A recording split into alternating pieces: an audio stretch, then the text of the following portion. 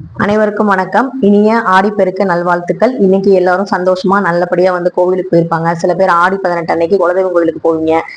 நாங்க பாத்தீங்கன்னா ஆடி 28க்கு தான் போவோம். அன்னைக்குதான் எங்க கோவில்ல பூஜை போடுவாங்க. அப்புறம் பாத்தீங்கன்னா ஆடி 18 சம்பந்தமா 2 வீடியோ நான் ஏற்கனவே போட்டிருந்தேன். ஆடி 18 அன்னைக்கு நான் வேண்டுதல் எந்த நிறைவேற்றுவேன், எந்த கோவில்ல போய் நிறைவேற்றுவேன், என்ன மாதிரி விஷயங்கள் நான் பண்ணுவேன்னு சொல்லியிருந்தேன். அந்த விஷயத்த நான் பண்ணனா இல்லையான்னு கேட்டா இன்னைக்கு நான் பண்ணல. அதுக்கான ரீசனை நான் சொல்லிடுறேன். எப்படி நான் பண்ணுவேன்னு சொன்னேனோ அதையும் ஓப்பனா சொல்லணும். அதே மாதிரி அதை பண்ணல, ஆனா எப்ப பண்ண போறேன் அப்படிங்கறதையும் நான் சொல்ல போறேன். நெக்ஸ்ட் பாத்தீங்கன்னா வீட்டுல எப்படி பூஜை பண்ணணும்னு சொல்லிட்டு நேத்து ஒரு வீடியோ அப்லோட் பண்ணியிருந்தேன். அதை நான் செஞ்சுட்டேன். நானா என் கையால செய்யல, ஆனா பாத்தீங்கன்னா என் குழந்தை மூலமா அதை செஞ்சுட்டேன். ஸோ பாத்தீங்கன்னா எனக்கு இன்னைக்கு திருப்தியா இருந்தது. இந்த ஆடிப்பெருக்கு அன்னைக்கு எனக்கு கடவுள்கிட்ட நான் நிறைய தான தர்மங்கள் செய்யணும், நிறைய விஷயங்கள் செய்யணும்னு சொல்லுவேன் இல்லையா. அதை செஞ்சதோட மட்டும் இல்லாம இந்த வருஷம் எனக்கு புதுசா ஒரு நல்ல ஒரு பக்குவமான மனநிலைமையும், எது நடந்தாலும் நன்மைக்கே அப்படிங்கிற அந்த நிலையை எனக்கு கொடுத்திருக்காரு ஆண்டவன் அப்படின்னு நான் நினைக்கிறேன். இந்த அம்பாளோட திருவிளையாடல் எதுவுமே நம்மளால சத்தியமா புரிஞ்சுக்க முடியாது. அது என்ன திருவிளையாடல், எனக்கு என்ன மாதிரி விஷயங்கள்லாம் நான் பண்ணணுங்கிறதுக்காக இந்த விஷயம் நடந்துச்சு அப்படிங்கிறது எல்லாத்தையுமே இந்த வீடியோ பதிவுல ஷேர் பண்ணியிருக்கேன். எப்பவுமே ஒரு நேர்மறை எண்ணம் கொண்ட எல்லாராலையும் எந்த ஒரு விஷயத்தையும் தாண்டி வர முடியும் அப்படிங்கிறதுக்கு எனக்கு நானே சிறந்த உதாரணம் தான் சொல்லுவேன். ஸோ பாத்தீங்கன்னா இன்னைக்கு ஃபுல்லா பாத்தீங்கன்னா ஒரு பாசிட்டிவ் திங்கிங்கோட நான் இந்த டே நான் ஸ்டார்ட் பண்றேன். கடந்து போறேன்னு சொல்ல முடியாது, தொடங்குறேன். இந்த மாதிரி நான் பொறுமையா இந்த மாதிரி ஒரு சுச்சுவேஷனா இப்படி நான் ஹேண்டில் பண்ணதே கிடையாது. கொஞ்சம் கோவம் வரும், இல்லைன்னா அழுக வரும், இந்த மாதிரி எல்லாத்தையும் திட்டிட்டு இருப்பேன். இந்த மாதிரி விஷயங்கள்லாம் இல்லாம ஒரு மனசு சாந்தப்படுத்தினது இந்த ஆடிப்பெருக்கு. ஸோ இந்த ஆடிப்பெருக்கு எனக்கு ரொம்ப ரொம்ப ஸ்பெஷல். போன ஆடி மாசமும் இதே மாதிரி ஒரு இன்சிடென்ட் நடந்துச்சு. அதே தான் இந்த வருஷம் நடந்திருக்கு. ஸோ அம்பாள் அனுகிரகம் எனக்கு நிறைவா இருக்கு அப்படிங்கிறத நான் உணர்றேன். ஸோ வாங்க வீடியோக்குள்ள போகலாம். வீடியோவை ஸ்கிப் பண்ணாம பாருங்க. தண்ணீர் தாயை பழிச்சாலும் தண்ணியை பழிக்க கூடாது அப்படின்னு ஊருக்குள்ள ஒரு பழமொழி சொல்லுவாங்க. அதே மாதிரி அவங்கவுங்க ஊர் தண்ணி அவங்கவுங்களுக்கு ரொம்ப ஸ்பெஷலா இருக்கும். ஒருத்தங்க தண்ணி குடிச்சாலே சொல்லுவாங்க எங்க ஊர் தண்ணி மாதிரி இல்லையே அப்படின்னு சொல்லுவாங்க. ஸோ அப்படிப்பட்ட தண்ணிக்கு நம்ம நன்றி சொல்ல போறோம். பஞ்சபூதங்கள்ல ஒன்னான நீர்நிலைகளுக்கு நம்ம பாத்தீங்கன்னா விவசாயத்துக்கு மூலாதாரமா இருக்கக்கூடிய இந்த நீருக்கு நன்றி சொல்ற வாய்ப்பை கடவுள் எங்களுக்கு கொடுத்ததுக்கு ரொம்ப ரொம்ப நன்றி. இன்னைக்கு பாத்தீங்கன்னா நான் வீட்டுல நேத்தே நான் பூஜை பாத்திரம்லாம் கழுவி வச்சிருந்தேன் இல்லையா. நைட்டு பாத்தீங்கன்னா எனக்கு பீரியட்ஸ் நான் ஆயிட்டேன். ஸோ பாத்தீங்கன்னா என்னால பூஜை பண்ண முடியாது. அதனால நான் கோவிலுக்கும் போக முடியாது இல்லையா. இதோடைய விஷயத்த நான் ஏன் இவ்வளவு டீப்பா நான் இன்ட்ரடக்ஷன்ல சொல்றேன் அப்படின்னா, அம்பாவோட அனுகிரகம் இதுல என்ன இருக்கு அப்படின்னு நீங்க கேட்டீங்கன்னா, வருஷம் செய்யற ஒரு விஷயம் தவறி போகுது.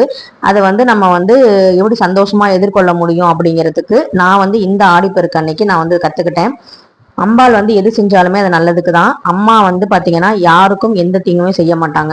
ஒரு குழந்தை அழுகுது அப்படின்னா முதல்ல தூக்குறது அம்மாவா தான் இருப்பாங்க. அப்படிப்பட்ட அம்மா பாத்தீங்கன்னா என்னுடைய அம்மா தான் பாத்தீங்கன்னா இன்னைக்கு இந்த கலசம்லாம் ரெடி பண்ண நான் சொல்ல அவங்க செஞ்சாங்க. அவங்களுக்கு இதெல்லாம் தெரியாது. ஆனா இந்த மாதிரி சுச்சுவேஷன் அப்படிங்கறனால அவங்க செஞ்சு கொடுத்தாங்க. அவங்களுக்குமே பாத்தீங்கன்னா கால் வலி எல்லாமே இருக்கு. இன்னைக்கு அம்மாவுக்காக அவங்களுமே பாத்தீங்கன்னா வேண்டிக்கிட்டு செஞ்சாங்க. அதனால எனக்கு ரொம்ப ரொம்ப சந்தோஷம். எங்க அம்மாவுக்கும் ரொம்ப ரொம்ப நன்றி நான் தெரிவிச்சுக்கிறேன் இந்த வீடியோ பதிவு மூலமா. ரொம்ப எளிமையா தான் செஞ்சிருந்தேன். கலசத்தை நிரப்பிட்டு அந்த மாப்பிள்ளை சம்பா அந்த அரிசியில நேத்தே ஊற வச்சிருந்தேன். அதுலதான் பாத்தீங்கன்னா பொங்கல் வச்சிருந்தேன். ஸோ நான் சொன்ன மாதிரி இதுல எப்படி அம்பாள் அனுகிரகம் இருக்கு அப்படின்னு நீங்க நினைச்சீங்க அப்படின்னா, எனக்கு பீரியட்ஸ் ஆகிற டைம் பாத்தீங்கன்னா வரலட்சுமி நோன்பு அன்னைக்கு கரெக்டா வருது. நான் நேத்தையில இருந்து வேண்டிக்கிட்டு இருக்கேன். வரலட்சுமி நோன்பு அன்னைக்கு எனக்கு எந்த ஒரு இடையூறும் நான் வரக்கூடாது. நான் வீட்டுக்கு அத்தனை சுமங்கலி பெண்களை அழைச்சு நான் பூஜை பண்ணணுமா, உன்னை வரவேற்கணும், நல்லபடியா நான் செய்யணும் அப்படின்னு சொல்லி நான் வேண்டியிருந்தேன். அந்த வேண்டுதல் இவ்வளவு சீக்கிரம் நிறைவேறும் நான் நினைக்கல. ஆனா ஆடி 18 முடிஞ்சு கூட ஆகிருக்கலாமோ அப்படிங்கிற மாதிரி தோணுச்சு. அப்படி இருந்தாலும் எனக்கு நாள் சுத்தம் பண்றதுக்கு லட்சுமி தாயார நான் வியாழக்கிழமை அழைக்கணும். இதுக்கு எல்லாமே எனக்கு இடையூறா இருக்கும். அது மட்டும் இல்லாம இந்த டைம்ல நான் ஆகல அப்படின்னா ஆடி 28க்கு என்னால குலதெய்வம் கோவிலுக்கு போக முடியாம போயிருக்கும். இதெல்லாம் நான் யோசிக்கிறனோ இல்லையோ, என்னைய படைச்ச என்னை பெத்தெடுத்த தாய்க்கு நிகரான அந்த அம்பாள் யோசிக்காம இருப்பாங்களா?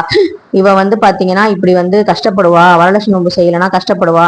அதாவது வரலட்சுமி நோன்புங்கிறது அந்த வாரம் வெள்ளிக்கிழமை செய்யாட்டியும் அடுத்த வாரம் கூட செய்யலாம். ஆனா எல்லாரும் செய்யற அந்த தினத்துல அன்னைக்கு வேற பௌர்ணமி திதி, திருவோணம், வெள்ளிக்கிழமை, வரலட்சுமி தாயார அழைக்கிற ஒரு அற்புதமான நாள்ல இந்த பௌர்ணமியும் சேர்ந்து வர்றது இந்த வருடம் ரொம்ப ரொம்ப சிறப்பா இருக்கு.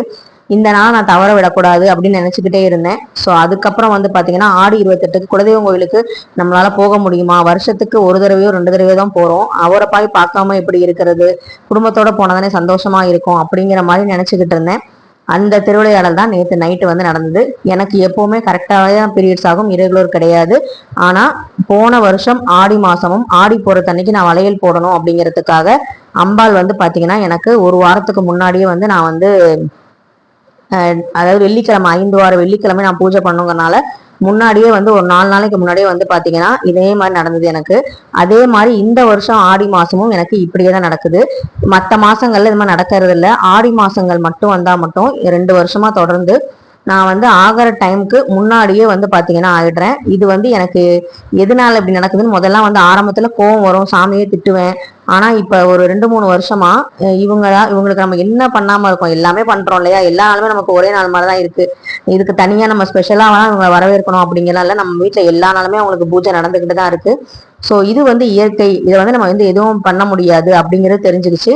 ஸோ அதனால வந்து பாத்தீங்கன்னா இந்த ஒரு விஷயத்த அம்பாள் எனக்கு கொடுத்த ஒரு அனுகிரகமா தான் நான் பாக்குறேன். இந்த நேர்மறை சிந்தனையோட தான் இந்த ஆடிப்பெருக்க நான் தொடங்கினேன். ஸோ நமக்கு வந்து வீட்டுல குழந்தைங்க இருக்காங்க, அவனுக்கும் ஒரு அளவு வந்து ஒரு 9 வயசு ஆகுது அப்படிங்கும் போது அவனுக்கு இந்த மாதிரி பூஜை விஷயங்கள்லாம் செய்ய தெரியும் அப்படிங்கும் போது அவனை வச்சு நான் செஞ்சேன். சொல்ல சொல்ல அழகா வந்து பாத்தீங்கன்னா கற்பூர ஆரத்தில இருந்து ஊதுபத்தி சாம்பிராணி எல்லாமே காமிச்சு விளக்கேத்தி எங்க அம்மாவும் வந்து சின்ன சின்ன ஹெல்ப்லாம் வந்து அவனுக்கு செஞ்சு கொடுத்தாங்க. ஸோ இந்த மாதிரி பண்ணும்போது நமக்கு வந்து பாத்தீங்கன்னா சந்தோஷமா எங்க வீட்டுல இன்னைக்கும் விளக்கு எரிஞ்சுது அப்படிங்கிறதுல எனக்கு ரொம்ப ரொம்ப திருப்தி. ஆடிப்பெருக்கு அன்னைக்கு நம்மளால செய்ய முடியாது. இப்ப சில பேருக்கு வந்து உடல்நிலை உபாதைகள் இருக்கும், அவங்களால செய்ய முடியாது. ஆனா வந்து பாத்தீங்கன்னா வீட்டுல இருக்கவங்க ஒரு விளக்கேத்தி ஒரு சின்ன நெய்வேத்தியம் வச்சு சாமிக்கு கும்பிடுங்க. அந்த வீட்டுல இருக்க யாராவது முடியாம இருக்காங்க, இல்ல மன கஷ்டத்துல இருக்காங்க அப்படின்னா அவங்களுக்காக நீங்களும் வந்து வேண்டிக்கலாம் இல்லையா. சோ அதுதான் வந்து எங்க வீட்டுல இன்னைக்கு நடந்துச்சு. எப்பவுமே நான் தான் பண்ணுவேன். இந்த ஆடிப்பெருக்கு அன்னைக்கு என் மகன் வந்து இந்த பூஜையை வந்து பண்ணது எனக்கு ரொம்ப ரொம்ப ஒரு சிறந்த தொடக்கமா தான் நான் பாக்குறேன். சோ வந்து பாத்தீங்கன்னா வீடுலாம் காலையிலேயே வந்து தொடச்சாச்சு. நான் வந்து பாத்தீங்கன்னா சொல்ல சொல்ல ஒவ்வொரு இதா சொல்ல சொல்ல அவன் வந்து செஞ்சான். எனக்கு வந்து அம்பாளுக்கு வந்து நான் நெய்வேத்தியம் சொன்ன மாதிரி படைச்சிட்டேன். இதுல என்ன ஒரே ஒரு விஷயம்னா கோவிலுக்கு மட்டும் போக முடியாது. இதையும் வந்து அந்த நாகமணி தேவி வந்து அவங்க அப்பா வாயிலே என்ன சொன்னாரு அப்படின்னா, ஏதாவது ஒரு ஆடி மாசம் வெள்ளிக்கிழமை செஞ்சா நல்லா இருக்குமையா. இப்ப எல்லாம் வந்து ஆத்துக்கு தானே போவாங்க நிறைய பேர். ஏன்னா நாங்க நிறைய தடவை போகும்போது சாரியை வந்து அம்பாள் முன்னாடி வச்சுட்டு சில நேரங்கள்ல வந்து பெண்கள் வரமாட்டாங்க, அதனால அப்பா வந்து அப்புறமா யார் வராங்களோ அவங்களுக்கு எடுத்து கொடுப்பாரு. சோ இந்த மாதிரி நடந்திருக்கு. அந்த தடவை அவரே சொன்னாரு வெள்ளிக்கிழமை போல செய்யலாம்ல அப்படின்னு அவர் வாயில எடுத்தோன்னு வந்துருச்சு. சோ இதுவுமே வந்து பாத்தீங்கன்னா ஒரு நல்ல ஒரு இதா இருக்கட்டுமே அப்படின்ட்டு நான் வந்து முடிவு பண்ணிட்டேன். சோ ஆடிப்பெருக்கு அன்னைக்கு செஞ்சாலும் சரி, ஆடி மாசத்துல ஏதாவது ஒரு வெள்ளிக்கிழமை செஞ்சாலும் சரி, அது வந்து நம்ம செய்யற வேண்டுதல் வருஷம் வருஷம் தடையில்லாம செய்யணும், அவ்வளவுதான். அதனால வந்து பாத்தீங்கன்னா எனக்கு வந்து இந்த வருஷம் எந்த ஒரு சங்கடமும் இல்லாம எனக்கு ஒரு தெளிவான மன நிம்மதியை கொண்டு கொடுத்துருக்கா, மனசை வந்து கொடுத்துருக்காங்கிறதுல எனக்கு என் சந்தோஷம் தான். அவன் நினைச்சுக்கிட்டா நான் வந்து அவளை திட்டுவேன் கோச்சுக்குவேன்னு, இல்லம்மா நான் ரொம்ப சந்தோஷமா தான் இருக்கேன். உன்னை இந்த வாரம் வந்து பார்க்க முடியல, ஆனா வரலட்சுமிக்கு பௌர்ணமி நிலவோட வந்து உன்னை பார்ப்பேன் அப்படின்னு சொல்லிட்டு அன்னைக்கு நிறைய பெண்கள் அந்த நாகமணி அம்மன் கோவிலுக்கு வருவாங்க. பௌர்ணமியில வந்து கைங்கரிய குழு பண்றவங்க இருப்பாங்க. சோ அன்னைக்கு வந்து நீ வந்து என் சன்னதியில வந்து ஆசீர்வாதம் வாங்கிட்டு போ, சும்மா புடவை வச்சுட்டு நீ வந்து வேண்டிட்டு போற, நீ யாருக்கும் கொடுக்க முடியலன்னு 2 தடவை வந்து வருத்தப்பட்டுட்டு போனேன். இந்த தடவை வந்து இந்த வருத்தம் நடக்கக்கூடாது அப்படிங்கிறதுக்காக அவ செஞ்ச திருவிளையாடல தான் இதை பாக்குறேன். ஏன்னா கடவுளோட கணக்கை வந்து நம்ம யாராலையுமே புரிஞ்சுக்க முடியாது. கடவுள் போடுற கணக்கு அது வந்து நல்லது மட்டும்தான் நடக்கும். நம்ம அம்மா வந்து சாப்பாடு டெய்லியும் போடுறாங்க, என்னைக்காவது ஒரு நாள் நம்ம வந்து நினைச்சிருப்போமா நம்ம அம்மா வந்து நமக்கு இந்த சாதத்துல வந்து ஏதாவது கலந்துருப்பாங்களோ அப்படின்னு நினைப்போமா? நினைக்க மாட்டோம். அதே மாதிரிதான் அம்மா வந்து நம்ம நம்பிட்டோம் அப்படின்னா அவ செய்யறது எல்லாமே நல்லதுக்கு அப்படின்னு நம்ம நினைச்சோம் அப்படின்னாதான் நமக்கு அவங்களோட முழுமையான அன்பு திரும்ப கிடைக்கும். அப்படிதான் வந்து நானும் நினைச்சேன். என்னைய சோதிக்கிறான்னு எனக்கு நல்லா தெரியும். அந்த சோதனையை நான் சாதனையா தான் மாத்துவேன். ஏன்னா நான் அவ பிள்ளை இல்லையா, அதனால கண்டிப்பா அதை செய்வேன். அப்படிங்கறனால என் மகன் வந்து இன்னைக்கு பூஜை பண்றதுல எனக்கு ரொம்ப ரொம்ப சந்தோஷம். நல்லபடியா எனக்கு வந்து செஞ்சு கொடுத்தான். ஸோ இன்னைக்கு நாங்க வந்து நதிகளுக்கு எங்க வீட்டுல இருக்க பைப்ல அந்த சிங்க்ல வந்து தண்ணி ஊத்தி மஞ்சள் நீர் கரைச்சி ஊத்தி மல்லிகை பூவால தூவி விளக்கு ஏத்தி கலசத்துக்கும் நல்லபடியா வந்து தூப தீப ஆராதனைலாம் காமிச்சு பொங்கல்லாம் வச்சு நல்லபடியா வந்து சாமி கும்பிட்டேன். உள்ளதான் போக முடியல, அவ எல்லா இடத்துலயும் இருக்கா, என் மனசுலயும் இருக்கா.